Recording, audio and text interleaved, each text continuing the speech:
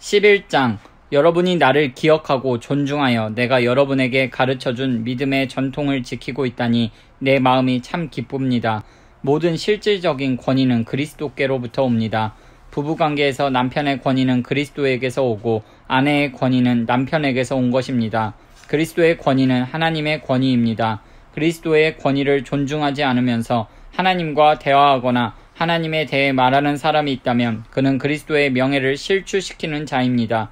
마찬가지로 자기 남편의 권위를 존중하지 않으면서 하나님과 대화하는 아내가 있다면 그 아내는 자기 남편의 명예를 실추시키는 것은 물론이고 자기 명예까지 실추시키는 것입니다. 그것은 머리를 민 여자처럼 보기 흉한 모습입니다. 여자들이 예배 중에 머리 덮개를 쓰는 관습은 기본적으로 여기에서 유래한 것입니다. 그러나 남자는 모자를 벗습니다. 남자와 여자는 너무도 빈번하게 머리를 맞대고 충돌하지만 그 같은 상징적 행위를 통해 자신의 머리를 우리의 머리 대신 하나님께 복종시키는 것입니다. 그러나 여기서 남자와 여자의 차이를 너무 확대해서 해석하지는 마십시오.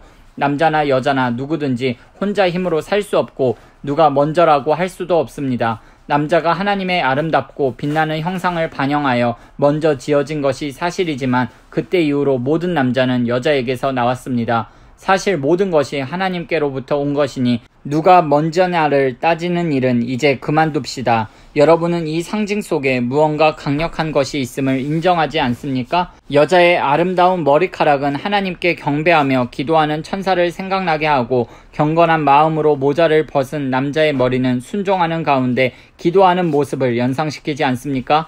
나는 여러분이 이 문제로 논쟁을 벌이지 않기를 바랍니다. 하나님의 모든 교회는 이런 문제로 논쟁하지 않습니다. 나는 여러분만 예외인 것처럼 고집 피우지 않기를 바랍니다. 다음 문제와 관련해서는 내 마음이 조금도 기쁘지 않습니다. 여러분이 함께 모일 때 여러분의 가장 좋은 모습이 아니라 가장 나쁜 모습이 드러나는 것으로 알고 있습니다. 첫째, 여러분이 서로 갈라져 다투고 비난한다는 소식이 들려옵니다. 믿고 싶지 않지만 그것이 사실이군요. 그 문제에 대해 내가 할 수 있는 최선의 답변은 조사 과정에서 진실이 드러나고 가려지리라는 것입니다. 또한 여러분은 예배를 드리러 와서도 서로 갈라진 채 있다고 하더군요. 한자리에 모여서 주님의 만찬을 나누기는커녕 오히려 밖에서 많은 음식을 가져와 돼지처럼 먹는다고 하더군요. 그래서 어떤 사람은 따돌림을 당해 아무것도 먹지 못한 채 집으로 돌아가고 어떤 사람은 걷지 못할 정도로 술에 취해서 실려가기까지 한다더군요. 믿을 수가 없습니다. 여러분에게 먹고 마실 집이 없습니까?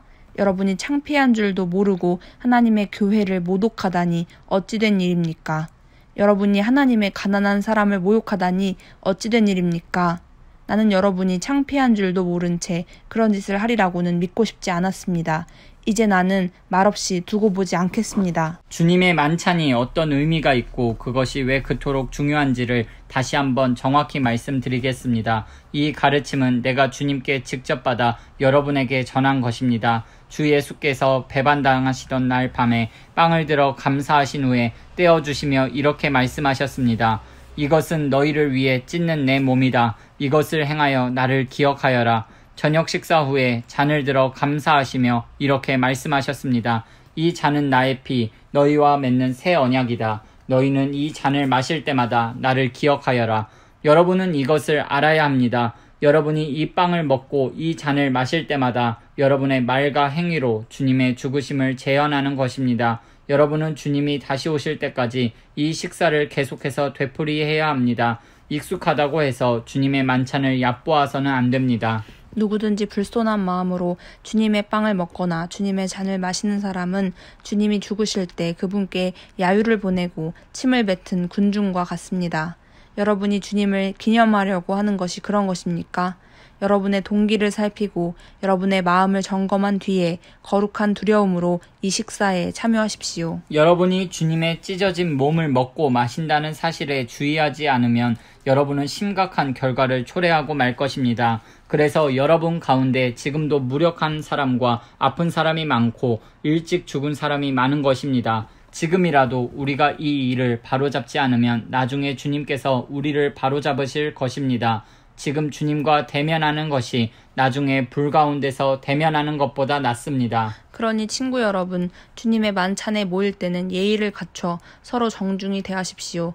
배가 너무 고파서 음식이 차려지기를 기다리지 못하겠거든 집에 가서 요기를 하십시오. 그러나 무슨 일이 있어도 주님의 만찬을 먹고 마시는 술판이나 집안 싸움으로 변질시켜서는 안 됩니다. 주님의 만찬은 영적인 식사, 곧 사랑의 향연입니다. 여러분이 질문한 다른 문제들은 이 다음에 내가 방문해서 직접 대답하겠습니다.